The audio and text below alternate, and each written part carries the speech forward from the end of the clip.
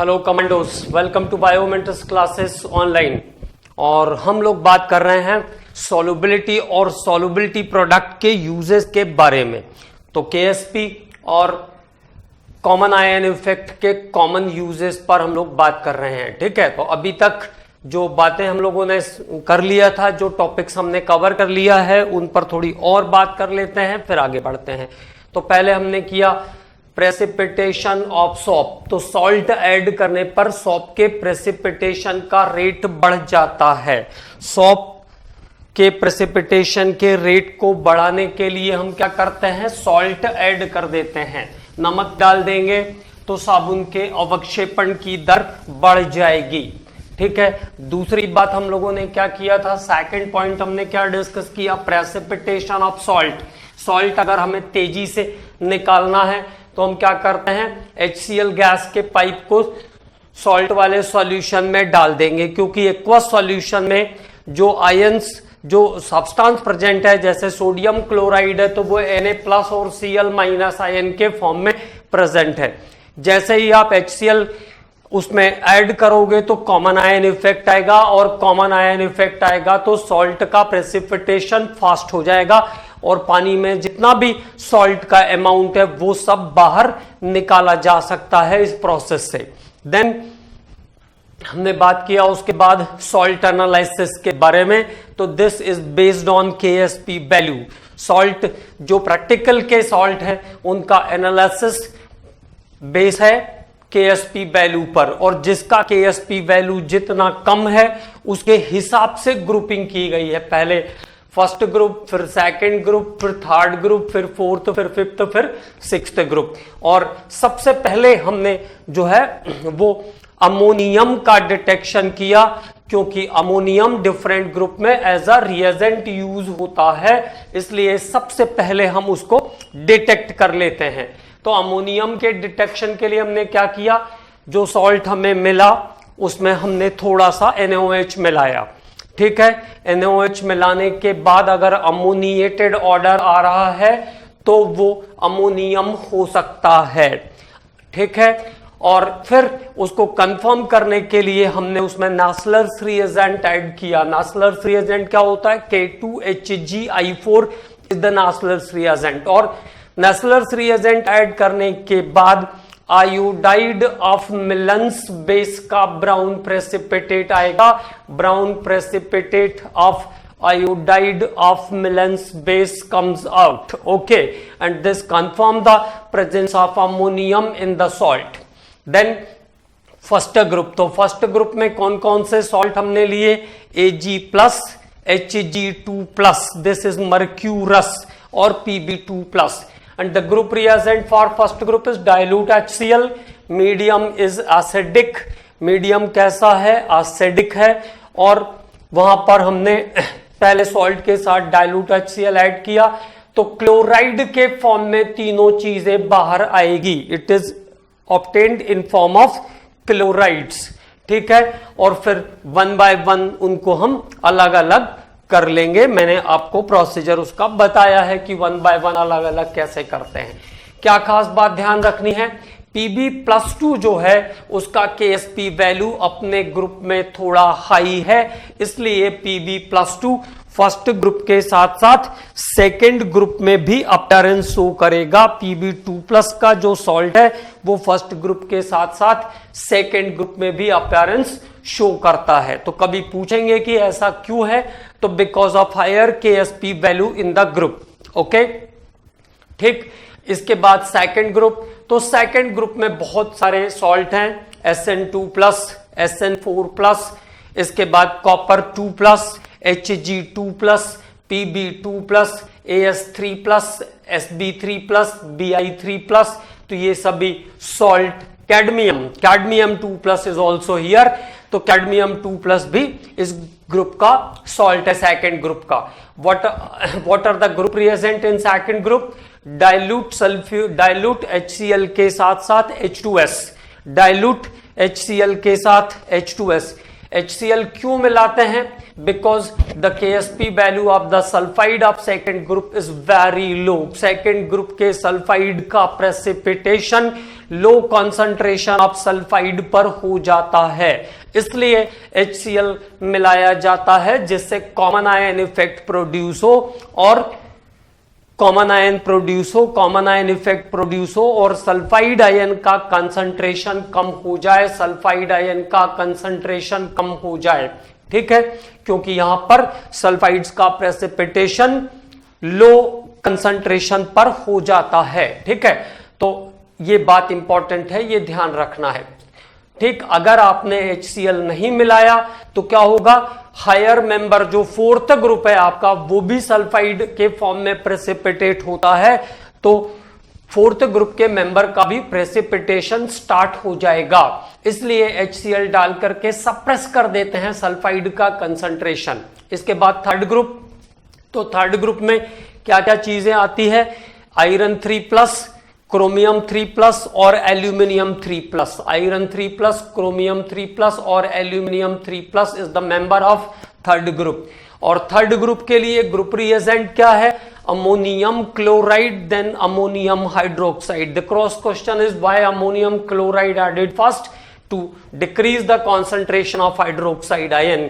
Low concentration of hydroxide ion पर ये precipitate होते हैं, तो कॉन्सेंट्रेशन को कम रखने के लिए कॉमन आयन पहले से ही प्रोड्यूस किया जाता है, इसलिए अमोनियम पहले मिलाते हैं, अमोनियम क्लोराइड पहले मिलाते हैं as compare to ammonium hydroxide. Okay, इसके बाद हम लोग बात कर रहे थे फोर्थ ग्रुप में, तो फोर्थ ग्रुप में सेकेंड ग्रुप का एक सॉल्ट कैडमियम 2+ अपना अपीयरेंस शो करेगा, क्योंकि कैडमियम का KSP value other second group के सल्फाइड में सबसे ज्यादा है, इसलिए कैडमियम फोर्थ ग्रुप में भी अपीयरेंस शो करेगा। और फोर्थ ग्रुप में क्या क्या बातें ध्यान रखनी है, उसके अलावा कैडमियम 2+ के अलावा जिंक 2+, मैग्नीज 2+ और कोबाल्ट 2+ और निकल 2+, ये सभी सॉल्ट हैं फोर्थ ग्रुप में।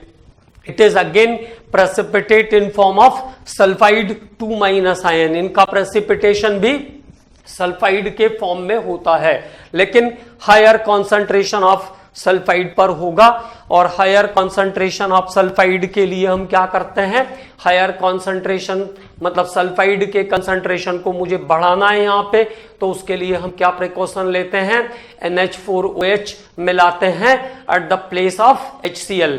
HCl की जगह पर यहां अमोनियम हाइड्रोक्साइड मिला दिया जाता है, अमोनियम हाइड्रोक्साइड ऐड कर लेते हैं, जिससे सल्फाइड का कंसंट्रेशन बढ़ जाता है और फोर्थ ग्रुप के मेंबर्स का प्रेसिपिटेशन हो जाता है। क्रॉस क्वेश्चन में ये भी पूछ सकते हैं कि अगर गलती से HCl मिला दे तो क्या फर्क पड़ेगा, तो अगर HCl मिला देंगे तो सल्फाइड का कंसंट्रेशन कम हो जाएगा, क्योंकि कॉमन आयन प्रोड्यूस होंगे, सल्फाइड का कंसंट्रेशन कम हो जाएगा, और सल्फाइड का कंसंट्रेशन कम हो जाएगा तो फोर्थ ग्रुप के सॉल्ट का प्रेसिपिटेशन नहीं हो पाएगा।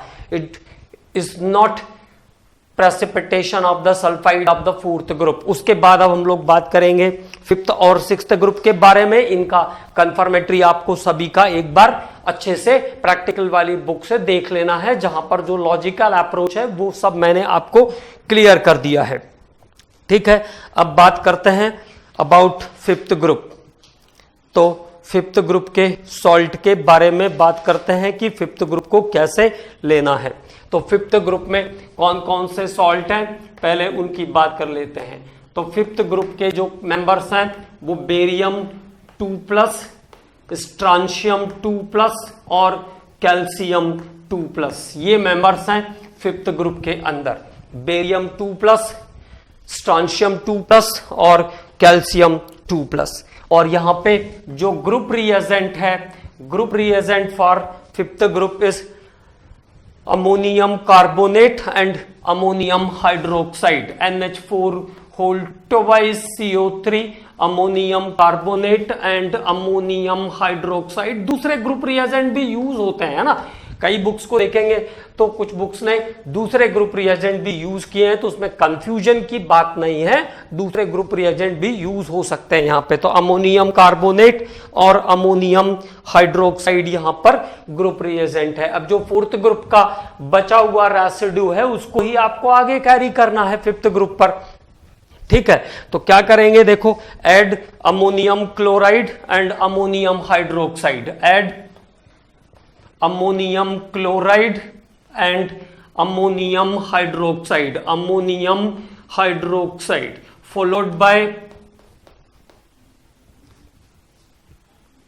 followed by ammonium carbonate, ammonium carbonate followed by ammonium carbonate। तो क्या करना है, अमोनियम क्लोराइड और अमोनियम हाइड्रोक्साइड ऐड करना है अमोनियम कार्बोनेट के बाद। तो व्हाइट प्रेसिपिटेट तीनों के लिए कॉमन है यहां पे, व्हाइट प्रेसिपिटेट अगर आया तो मे बी बेरियम 2+, स्ट्रांशियम 2+ और कैल्शियम 2+। व्हाइट प्रेसिपिटेट आया तो ये तीनों सॉल्ट हो सकते हैं, ठीक है। तो तीनों के लिए कॉमन व्हाइट प्रेसिपिटेट आएगा। अब अलग अलग कैसे करेंगे उसके बारे में बात करते हैं, ठीक है। तो अमोनियम कार्बोनेट और अमोनियम हाइड्रोक्साइड यहां पर ग्रुप रिएजेंट हैं और इसमें अमोनियम क्लोराइड अमोनियम हाइड्रोक्साइड के पहले अमोनियम कार्बोनेट मिला दिया जाएगा। अब उसके बाद बात करते हैं कि आगे के प्रोसीजर पे कैसे जाएंगे। तो तीनों ही सॉल्ट में क्या होता है, व्हाइट प्रेसिपिटेट आएगा, ठीक। तो dissolve the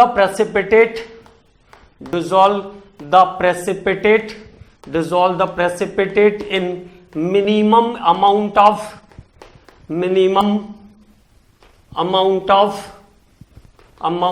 dissolve the precipitate in minimum amount of ethanoic acid. Vinegar डाल करके इस प्रेसिपिटेट को क्या करना है, डिसॉल्व कर देना है। एसिटिक एसिड का स्मॉल अमाउंट ऐड करके इस प्रेसिपिटेट को क्या करना है, डिसॉल्व करना है and then divided into 3 parts, then divided into 3 parts और उसको 3 पार्ट में डिवाइड कर देना है, डिवाइडेड इनटू 3 पार्ट्स। अब पहले पार्ट के साथ क्या ट्रीटमेंट करना है उसकी बात करते हैं। तो फर्स्ट पार्ट के साथ क्या करना है, K2CrO4 मिलाना है, पोटासियम क्रोमेट मिलाना है, K2CrO4 मिलाने के बाद आएगा येलो प्रेसिपिटेट। अगर येलो प्रेसिपिटेट आ गया तो Ba2+ आयन कंफर्म हो जाएगा, येलो प्रेसिपिटेट आ जाएगा, बेरियम कार्बोनेट का येलो प्रेसिपिटेट आएगा तो Ba2+ आयन कंफर्म हो जाएगा। अब सेकंड पार्ट में क्या करना है, add ammonium sulphate NH4 SO4 डालना है, अमोनियम सल्फेट ऐड करना है। व्हाइट प्रेसिपिटेट आया तो स्ट्रांशियम 2+ कंफर्म हो जाएगा। और अब जो बचा हुआ थर्ड पार्ट है उसमें क्या करना है, अमोनियम ऑक्सालेट डालना है, अमोनियम ऑक्सालेट। तो बचे हुए पार्ट में अमोनियम ऑक्सालेट ऐड करना है। अमोनियम ऑक्सालेट ऐड करने पर क्या हो जाएगा, अमोनियम ऑक्सालेट ऐड करने पर फिर व्हाइट प्रेसिपिटेट आ जाएगा, तो कैल्शियम 2+ आयन कंफर्म हो जाएंगे। तो this is the simple method to detect the salt of the fifth group. ये सॉल्ट ऑफ फिफ्थ ग्रुप को डिटेक्ट करने का बिल्कुल सिंपल सा मेथड है, ठीक है। तो ग्रुप रिएजेंट ध्यान रख रहे हैं और क्या से क्या प्रोसीजर करना है उसके बारे में हम लोगों ने बात किया। अब बात करते हैं इसके बाद सिक्स्थ ग्रुप के बारे में, अबाउट सिक्स्थ ग्रुप।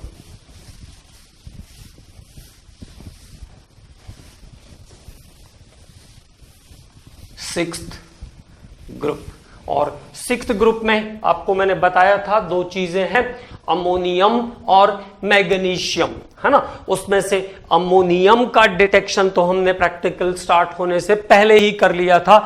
अब बचा हुआ है यहां पे मैग्नीशियम। तो सिक्स्थ ग्रुप में क्या क्या मेंबर हैं इनके बारे में हम बात कर लेते हैं।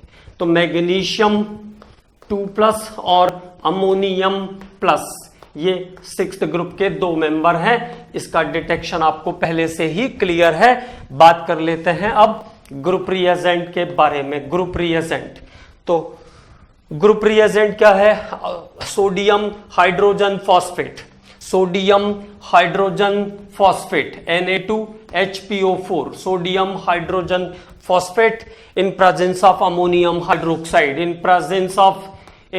Presence of ammonium hydroxide. तो यहां पे भी देखिए अमोनियम हाइड्रोक्साइड यूज हो रहा है, in presence of ammonium hydroxide.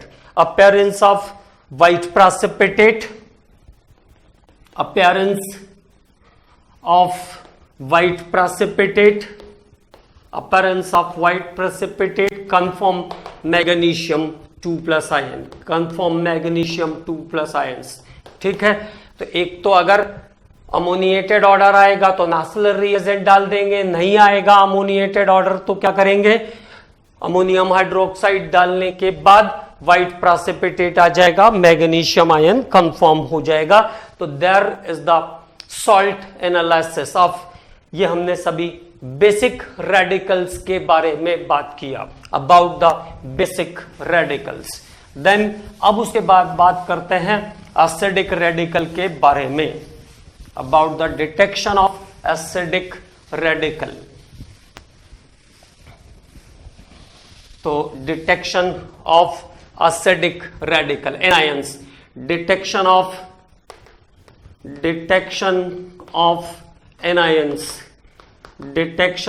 anions मतलब negative charge ion, negative charge ions का डिटेक्शन। और detection of negative charge ion में जो डिस्ट्रीब्यूशन है वो कैसा है? तो this is distributed into 3 types. कुछ सॉल्ट ऐसे हैं जो डाइल्यूट सल्फ्यूरिक एसिड डालने पर ही कुछ ना कुछ अपीयरेंस शो करते हैं, तो उसको हम कहते हैं dilute H2SO4 group, dilute sulphuric acid group. इसके बाद दूसरा कॉन्सेंट्रेटेड सल्फ्यूरिक एसिड वाले कौन से हैं और अदर्स कौन से हैं जो दोनों के साथ एक्टिविटी शो नहीं करेंगे। मतलब डाइल्यूट सल्फ्यूरिक एसिड डाल दोगे तब भी कुछ शो नहीं करेंगे, कॉन्सेंट्रेट डालोगे तो भी कुछ शो नहीं करेंगे। तो अगर सॉल्ट के साथ ऐसा हो रहा है कि वो डाइल्यूट सल्फ्यूरिक एसिड और कॉन्सेंट्रेट सल्फ्यूरिक एसिड दोनों ही कंडीशन में कोई भी एक्टिविटी शो नहीं कर रहा है तो वो अदर्स के अंदर आएगा। और अदर्स के अंदर आने वाले जो कंपाउंड हैं वो हैं फॉस्फेट और सल्फेट, फॉस्फेट और सल्फेट। अब dilute sulphuric acid, concentrate sulphuric acid, और बात करते हैं उसके बाद dilute sulphuric acid, concentrate sulphuric acid, और उसके बाद फिर अदर ग्रुप के बारे में डिस्कशन करते हैं। थोड़ा सा इसकी लिस्टिंग कर लेते हैं कि कौन से जो सॉल्ट है वो डाइल्यूट सल्फ्यूरिक एसिड में आते हैं और कौन से सॉल्ट जो है कॉन्सेंट्रेट सल्फ्यूरिक एसिड के साथ अपीयरेंस शो करेंगे और कौन से ऐसे हैं जो दोनों के साथ शो नहीं करेंगे। तो डाइल्यूट सल्फ्यूरिक एसिड में आएगा carbonate, carbonate, sulphite, sulphite, carbonate आ गया, सल्फाइट, सल्फाइड, S2-, सल्फाइड, नाम अच्छे से ध्यान रखेंगे, सल्फाइट और सल्फाइड। इसके बाद NO2-, NO2-, NO2- is nitrite, nitrite, nitrite. और उसके बाद डाइल्यूट सल्फ्यूरिक एसिड में एक और आएगा एसीटेट, CH3CO-। तो ये तो कॉमन ही है, ठीक है। तो क्या क्या आ गया? डाइल्यूट सल्फ्यूरिक एसिड से डिटेक्ट होने वाले जो हमारे सॉल्ट हैं वो कौन कौन से एनायन है जो डाइल्यूट सल्फ्यूरिक एसिड से डिटेक्ट हो सकते हैं? कार्बोनेट, सल्फाइट, सल्फाइड, नाइट्राइट और एसीटेट। तो फ्रॉम डाइल्यूट सल्फ्यूरिक एसिड। जैसे आप डाइल्यूट सल्फ्यूरिक एसिड डालेंगे सॉल्ट के अंदर कुछ ना कुछ ये शो करने वाले हैं, उसके बारे में हम लोग बात करते हैं अभी। अब उसके बाद बात करते हैं कॉन्सेंट्रेटेड सल्फ्यूरिक एसिड। तो कॉन्सेंट्रेटेड सल्फ्यूरिक एसिड में कौन कौन से आ जाएंगे? Chloride, bromide, iodide, chloride, bromide, iodide, nitrate, NO3 minus nitrate, और नाइट्रेट के साथ साथ आ जाएगा यहां पे ऑक्सालेट। नाइट्रेट और ऑक्सालेट, इनको याद करना बहुत जरूरी है, तो फिर से एक बार याद कर लीजिए। डाइल्यूट सल्फ्यूरिक एसिड में क्या क्या आएगा? कार्बोनेट, सल्फाइट, सल्फाइड, नाइट्राइट और एसीटेट। कॉन्सेंट्रेटेड सल्फ्यूरिक एसिड में क्या आएगा? ब्रोमाइड, क्लोराइड, आयोडाइड, नाइट्रेट और ऑक्सालेट। और अदर में आएगा सल्फेट और फॉस्फेट। अदर ग्रुप में क्या आएगा? सल्फेट और फॉस्फेट। अब बात करते हैं सबसे पहले डाइल्यूट सल्फ्यूरिक एसिड ग्रुप के बारे में। तो about the salt of dilute sulphuric acid, तो पहले तो इनकी ग्रुपिंग ध्यान रखना है। कौन से डाइल्यूट सल्फ्यूरिक एसिड से डिटेक्ट होंगे, कौन से कॉन्सेंट्रेटेड सल्फ्यूरिक एसिड से डिटेक्ट होंगे, और कैसे आइडेंटिफाई करेंगे उसके बारे में हम लोग बात करेंगे। ठीक है, तो देखो क्या क्या चीजें ध्यान रखना है। पहले बात करते हैं dilute sulphuric acid, dilute H2SO4। तो डाइल्यूट H2SO4 वाले ग्रुप में क्या क्या है उसके बारे में बात करेंगे। तो carbonate 2-, carbonate 2-, sulphite SO3 2-, SO3 2-, sulphide, sulphide S2-, sulphide, और सल्फाइड के साथ साथ nitrite NO2- is the nitrite. और इसके बाद अगला था आपका एसीटेट CH3COO-। तो these are the group, these are the radicals, these are the anion radical which is detected by the dilute sulfuric acid। ठीक है, और प्रोसीजर में देखो क्या करते हैं, salt plus dilute sulphuric acid. अगर सॉल्ट के साथ आप डाइल्यूट सल्फ्यूरिक एसिड मिलाओगे तो क्या क्या चीजें देखने को मिलेगी? Brisk effervescence, brisk effervescence, brisk effervescence. तो जब ब्रिस्क इफरवेंस मिलेगा, ब्रिस्क इफरवेसेंस, VESENCE है, ब्रिस्क इफरवेंस। तो जब ब्रिस्क इफरवेंस मिलेगा, कलरलेस गैस आएगी, ऐसे ध्यान रख लो। Colourless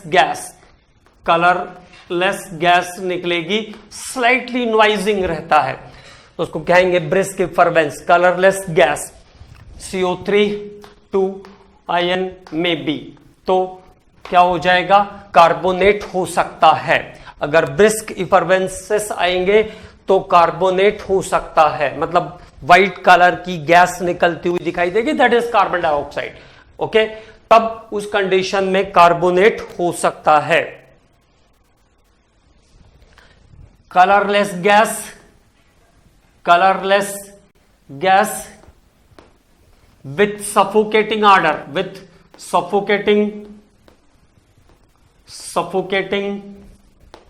suffocating colorless gas with suffocating odor। कुछ ऐसा ऑर्डर आएगा जिसको सूंघने की इच्छा नहीं होगी, सफोकेटिंग ऑर्डर, तब क्या हो जाएगा? SO3 2- हो सकता है। अब सल्फाइड, तो कलरलेस गैस आएगी और rotten egg like smell, colourless gas और रोटन एग जैसी स्मेल आएगी, रोटन एग जैसी स्मेल आएगी, तब हो सकता है S2- सल्फाइड। और यहां पे NO2-, light brown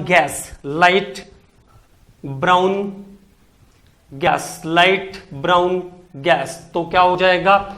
NO2 minus, light brown gas. और विनेगर जैसा ऑर्डर आएगा, colourless vapours with vinegar smell, colourless vapours with vinegar smell, with vinegar smell, colourless vapours with vinegar smell, acetate हो सकता है। Okay, तो देखो पहले स्टेप में क्या हुआ, सॉल्ट के साथ जब हमने डाइल्यूट सल्फ्यूरिक एसिड डाला, सॉल्ट मिलाया और डाइल्यूट सल्फ्यूरिक एसिड डाला, तो डाइल्यूट सल्फ्यूरिक एसिड डालने पर अगर बूंद बूंद निकलेगा, बुलबुले उठेंगे, बुलबुले निकलेंगे, कलरलेस गैस इवॉल्व होती हुई दिखेगी, व्हाइट कलर की गैस इवॉल्व होती हुई दिखेगी, तो कार्बोनेट हो सकता है। Colourless gas with suffocating order, जिसको स्मेल करने की इच्छा नहीं होगी, ऐसा गैस निकलेगा तो सल्फाइड हो सकता है। और अगर कलरलेस गैस निकले लेकिन रोटन एक जैसी स्मेल आएगी तो सल्फाइड होगा। और लाइट ब्राउन कलर की गैस, वो तो अलग ही दिखेगी, लाइट ब्राउन कलर की गैस एकदम से ब्राउनिश गैस आएगी तो फिर वो NO2 हो सकता है। और अगर विनेगर जैसा ऑर्डर आएगा तो देयर इज एसीटेट आयन, तब एसीटेट आयन प्रेजेंस होंगे, प्रेजेंस शो करेंगे। अब एक एक के बारे में अलग से बात करते हैं, what happens about their confirmatory. अब आपको ये चीजें मिल जाएगी तो आप उसको कैसे कंफर्म करोगे उसके बारे में भी बात कर लेते हैं, ताकि आपको ज्यादा बुक से हेल्प लेनी ना पड़े। ठीक है, अब बात करते हैं कार्बोनेट के बारे में।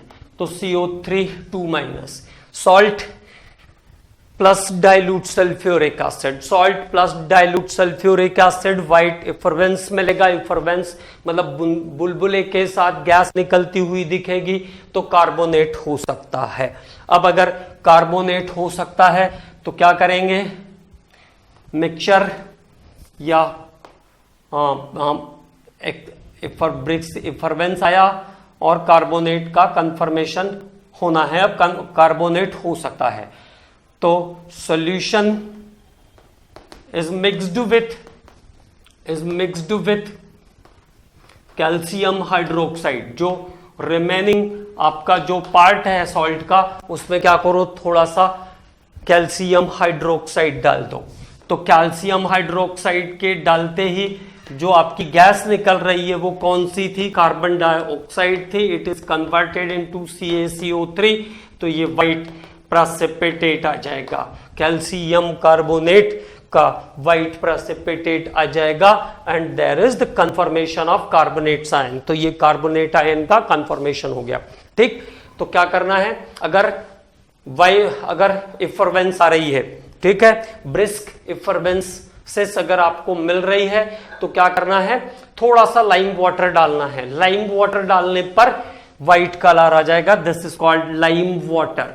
Lime water, milk of lime और लाइम वाटर डालेंगे तो व्हाइट कलर आ जाएगा। और व्हाइट कलर किसको कंफर्म कर देगा, व्हाइट प्रेसिपिटेट आ जाएगा। White precipitate confirm the carbonate in the salt.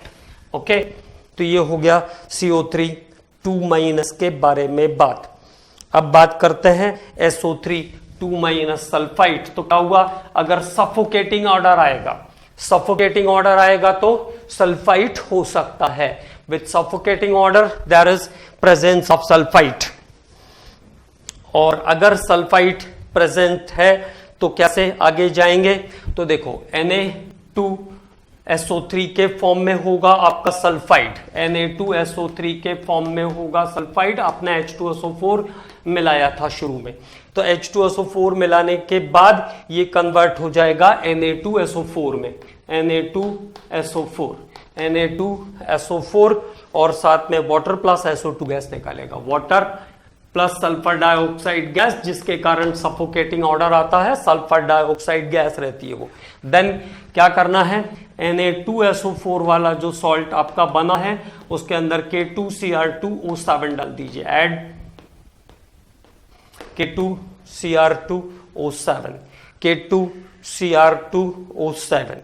Okay, तो K2Cr2O7 ये आपका, अच्छा SO2 गैस का ट्रीटमेंट होगा ना, तो K2Cr2O7 plus SO2 gas plus थोड़ा सल्फ्यूरिक एसिड अलग से ऐड करेंगे।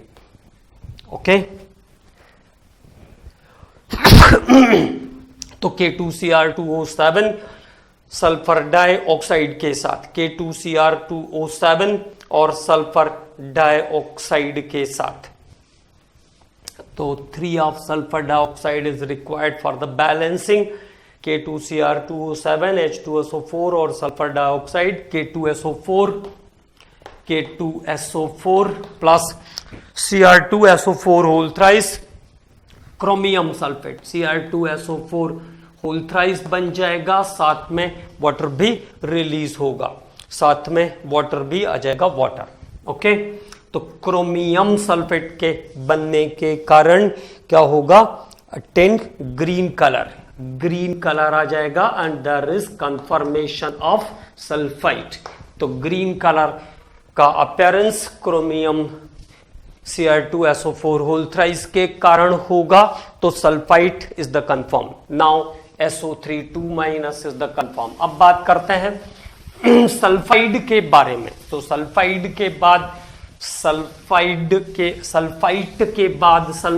का कंफर्मेशन देखते हैं। How to confirm the sulphide S2- ions sulphide का कंफर्मेशन अब देखते हैं। ठीक है, तो डाइल्यूट सल्फ्यूरिक एसिड डालने के बाद Na2S का सॉल्ट रहता है सल्फाइड, H2SO4 अगर आप इसमें डालोगे तो वो H2S गैस प्रोड्यूस करता है, जिसके कारण रोटन एग स्मेल आता है। Na2SO4 के साथ H2S गैस प्रोड्यूस करेगा and it is rotten egg smell. H2S gas जो होता है वो रोटन एग का स्मेल प्रोड्यूस करता है। ठीक है, उसके बाद क्या करेंगे, इसमें लैड एसीटेट डाल दो, थोड़ा सा लैड एसीटेट प्लस H2S, तो ये आ जाएगा PBS ब्लैक। और अगर ब्लैक प्रेसिपिटेट आ जाएगा तो ये कंफर्म हो जाएगा sulphide. Black precipitate confirm the presence of sulphide in the salt, तो ये सल्फाइड का फॉर्मेशन कंफर्म हो जाएगा। अभी इसके बाद अब बात करते हैं, एक और बचा, अच्छा 2 बचे हैं, NO2- और एसीटेट। तो डाइल्यूट सल्फ्यूरिक एसिड में 2 सॉल्ट अभी हमारे पास बचे हैं। तो there is 2 salt in the dilute sulphuric acid, 2 salt यहां पे रिमेनिंग है। तो next is the nitrite, NO2- nitrite.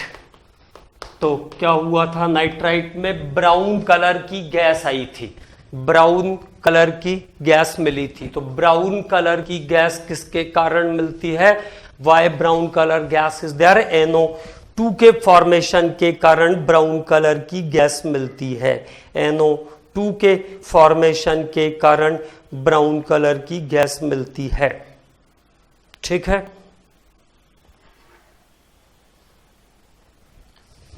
और इसका जो केमिकल रिएक्शन है, NaNO2 वाला सॉल्ट रहता है, ये सल्फ्यूरिक एसिड के साथ कंबाइंड होके ये चला जाएगा 2HNO2 और Na2SO4 के अंदर, HNO2 और Na2SO4 में कन्वर्ट हो जाता है। और HNO2 जब डिकम्पोज होगा तो मतलब ये NO2 से NO में कन्वर्ट कैसे हो रहा है उसके बारे में बात कर रहे हैं। तो ये यहां से NO बना देगा, NO plus H2O plus HNO3, NO plus H2O plus HNO3 बना देगा। ठीक है, तो अब आपके पास NO2 की जगह अगला जो कंपोनेंट, अगली जो गैस आपके पास आ रही है वो कौन सी है, NO है। तो मेन जो ट्रीटमेंट है वो NO का है। तो फेरस सल्फेट डाल देंगे इसमें, add FeSO4 plus NO, FeSO4 plus NO, और FeSO4 NO के साथ मिलकर के क्या करेगा, FeNO SO4 FeNO बना देगा। नाइट्रोसोफेरस सल्फेट, नाइट्रोसोफेरस सल्फेट का फॉर्मेशन कर देगा और ये जंक्शन पर ब्राउन रिंग के फॉर्म में दिखेगा। Brown ring at the junction, धीरे धीरे मिलाते हैं फेरस सल्फेट को slowly with touching the ball of test tube, test tube की दीवार से सटा करके डालेंगे फेरस सल्फेट। तो ये ब्राउन, जहां पे जंक्शन बनेगा वहां पे ब्राउन रिंग फॉर्म कर देगा and this brown ring confirm the presence of nitrite in the compound. तो नाइट्राइट के प्रेजेंस को कंफर्म कर देगा कंपाउंड के अंदर। नाउ अबाउट द एसीटेट, अब बात करते हैं एसीटेट के बारे में। तो how to confirm the acetate? तो एसीटेट विनेगर जैसा ऑर्डर प्रोड्यूस किया था एसीटेट ने। तो जब विनेगर जैसा ऑर्डर प्रोड्यूस होगा तो विनेगर जैसे ऑर्डर वाले कंपाउंड में क्या करेंगे? विनेगर जैसे ऑर्डर वाले कंपाउंड में थोड़ा मिला देंगे, फेरिक क्लोराइड मिला देंगे, ठीक है ना। और फेरिक क्लोराइड मिलाने के बाद FeCl3 और CH3COONA, तो sodium salt with ferric chloride, ठीक है। तो थोड़ा फेरिक क्लोराइड डाल देंगे और फेरिक क्लोराइड मिलाने के बाद ये CH3COO होल थ्राइस Fe बना लेगा, फेरिक एसीटेट और NaCl पास आउट हो जाएगा। और फेरिक एसीटेट बनने के कारण ब्लड रेड कलर आ जाएगा, blood red colour. Ferric acetate का ब्लड रेड कलर होता है। तो यहां पे appearance of blood red colour, there is appearance of blood red colour. और ब्लड रेड कलर आया मतलब फेरिक, मतलब एसीटेट का कंफर्मेशन हो जाएगा। Acetate is confirm, okay. तो there is the identification of dilute sulphuric acid group. तो ये डाइल्यूट सल्फ्यूरिक एसिड ग्रुप का आइडेंटिफिकेशन है। सॉल्ट याद रखने हैं डाइल्यूट सल्फ्यूरिक एसिड के, कौन कौन से सॉल्ट हैं डाइल्यूट सल्फ्यूरिक एसिड के, जो डाइल्यूट सल्फ्यूरिक एसिड से चेंजेस शो करेंगे वो है कार्बोनेट, सल्फाइड, नाइट्राइट और एसीटेट। तो ये सभी सॉल्ट जो है वो डाइल्यूट सल्फ्यूरिक एसिड वाले ग्रुप में आते हैं। ये बात हमको याद रखना है। अब क्या हुआ, सॉल्ट के साथ हमने डाइल्यूट सल्फ्यूरिक एसिड मिलाया, सॉल्ट के साथ डाइल्यूट सल्फ्यूरिक एसिड मिलाया। अगर इफरवेंसेस आ रही है तो कार्बोनेट हो सकता है, थोड़ा लाइम वाटर डालेंगे तो मिल्कीनेस आ जाएगा, तो कार्बोनेट कंफर्म, ओके। और अगर सफोकेटिंग ऑर्डर आ रहा है तो सल्फाइट हो सकता है, सफोकेटिंग ऑर्डर आया तो सल्फाइट हो सकता है, ठीक है। और K2Cr2O7 के साथ थोड़ा सल्फ्यूरिक एसिड डालेंगे, K2Cr2O7 के साथ थोड़ा सल्फ्यूरिक एसिड डालेंगे, ग्रीन कलर आ जाएगा, सल्फाइड कंफर्म। किसका ग्रीन कलर आया था? Cr2SO4 होल थ्राइस का ग्रीन कलर आया था। अगर सल्फ्यूरिक एसिड मिलाने पर रोटन एग स्मेल आ रही है तो सल्फाइड हो सकता है, और सल्फाइड मतलब H2S हाइड्रोजन सल्फाइड के फॉर्म में होगा तो लेड एसीटेट डाल देंगे। लेड एसीटेट डालेंगे तो PbS का ब्लैक प्रेसिपिटेट आ जाएगा। इसके बाद अगर लाइट ब्राउन फ्यूम्स आई सल्फ्यूरिक एसिड डालने पर तो NO2- हो सकता है। NO2- सल्फ्यूरिक एसिड के साथ डिकम्पोज होके NO गैस में कन्वर्ट होगा, उसका मेथड मैंने आपको बताया। और अगर फेरस सल्फेट डाल दोगे तो जंक्शन पर ग्रीन कलर की रिंग आ जाएगी, जंक्शन पर रिंग फॉर्म होगी और रिंग फॉर्मेशन के कारण ब्राउन कलर की रिंग फॉर्म होगी जंक्शन पर। This confirm the nitrite in the salt. और अगर इसमें हमने फेरिक क्लोराइड मिलाया और ब्लड रेड कलर आ गया तो फेरिक क्लोराइड मिलाने पर ब्लड रेड कलर आया, तो इसका मतलब है कि सॉल्ट कौन सा है, विनेगर एसिटिक एसिड है। ओके, अब बात करते हैं कॉन्सेंट्रेटेड सल्फ्यूरिक एसिड की। तो फर्स्ट टाइम अगर मान लो सॉल्ट को हमने टेस्ट ट्यूब में डाला और उसमें डाइल्यूट सल्फ्यूरिक एसिड डाला, डाइल्यूट सल्फ्यूरिक एसिड डालने के बाद कोई चेंज नहीं आता है, इसका मतलब no effervescence, no suffocating gas, no light brown gas, no rotten egg smell, no vinegar smell, कुछ भी अपीयरेंस शो नहीं हुआ। It means now it is concentrated sulphuric acid group. तो ग्रुप कौन सा होगा, कंसंट्रेटेड सल्फ्यूरिक एसिड ग्रुप हो जाएगा। तो कंसंट्रेटेड H2SO4 ग्रुप को डिटेक्ट करना शुरू करेंगे। और कंसंट्रेटेड सल्फ्यूरिक एसिड में सबसे पहले आता है chloride. Colourless gas salt plus concentrate sulphuric acid, colourless gas with pungent order, colourless gas with pungent order. ठीक है, तो colourless gas with pungent order होगा तो क्लोराइड हो सकता है, क्लोराइड में बी। Okay, reddish brown fumes, bromide के अगर ब्रोमाइड होगा तो क्या होने वाला है, रेडिश ब्राउन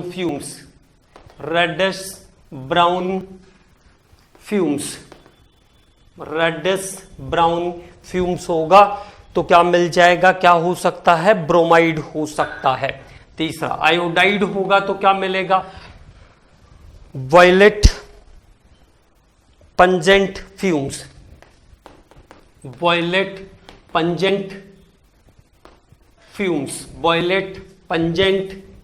फ्यूम्स अगर मिलेगी तो क्या हो सकता है, आयोडाइड हो सकता है।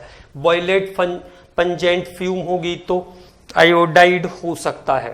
Light brown vapours NO3 nitrate था तो NO3 minus nitrate, light brown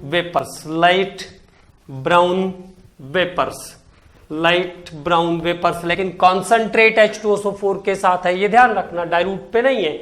dilute पे होगा तो NO2 माइनस और कॉन्सेंट्रेट पे होगा तो NO3 माइनस, तो NO3 माइनस हो सकता है।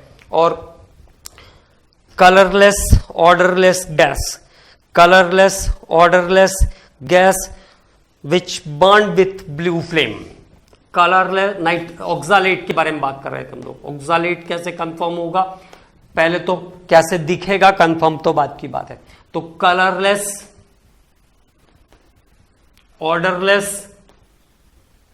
Odourless gas burn with blue flame, अगर जलाएंगे तो ब्लू फ्लेम आएगी, burn with blue flame.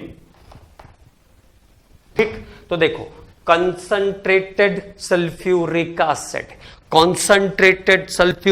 Acid डालने पर कलरलेस गैस आ रही है पंजेंट ऑर्डर के साथ, तीखी गंध जिसको स्मेल करने में दिक्कत हो, है ना। तो colourless gas with pungent order chloride में बी। रेडिश ब्राउन फ्यूम्स अगर फॉर्म होगी तो ब्रोमाइड, वॉयलेट पंजेंट फ्यूम आएगा तो वॉयलेट पंजेंट फ्यूम्स आएगी तो आयोडाइड, लाइट ब्राउन वेपर्स आएगी तो नाइट्रेट, और अगर colourless odourless gas burn with blue flame तो ऑक्सालेट, तो दिस टाइम ऑक्सालेट आपको मिल जाएगा। ठीक है, अब इनका सबका कंफर्मेटरी 1 by 1 करते हैं। तो कंफर्मेटरी ऑफ द गैसेस, अब इन सभी का कंफर्मेटरी 1 by 1 करना है। तो पहले तो ये याद रख लो, डाइल्यूट सल्फ्यूरिक एसिड और कॉन्सेंट्रेट सल्फ्यूरिक एसिड। अगर डाइल्यूट सल्फ्यूरिक एसिड डालने पर कोई चेंज नहीं आया तब हम कॉन्सेंट्रेट सल्फ्यूरिक एसिड का टेस्ट शुरू करेंगे। और अगर कॉन्सेंट्रेटेड सल्फ्यूरिक एसिड डालने पर पंजेंट ऑर्डर की गैस आएगी तो क्लोरीन रेडिश ब्राउन गैस आएगी तो ब्रोमीन, वॉयलेट वेपर्स देगा तो आयोडीन, और अगर लाइट ब्राउन फ्यूम्स फॉर्म करेगा तो नाइट्रेट, और अगर कलरलेस गैसेस आएगी, कलरलेस गैस प्रोड्यूस करेगा, कलरलेस ऑर्डरलेस, क्लोरीन में पंजेंट ऑर्डर रहता है, कलरलेस ऑर्डरलेस आएगा तो ऑक्सालेट हो सकता है, अगर उसको बर्न करोगे तो ब्लू फ्लेम आएगा। And then in the next lecture हम लोग इन सब का 1 बाय 1 कंफर्मेटरी टेस्ट करेंगे और फिर अदर ग्रुप के बारे में बात करने के बाद बात करेंगे इंडिकेटर्स के बारे में। Okay commandos.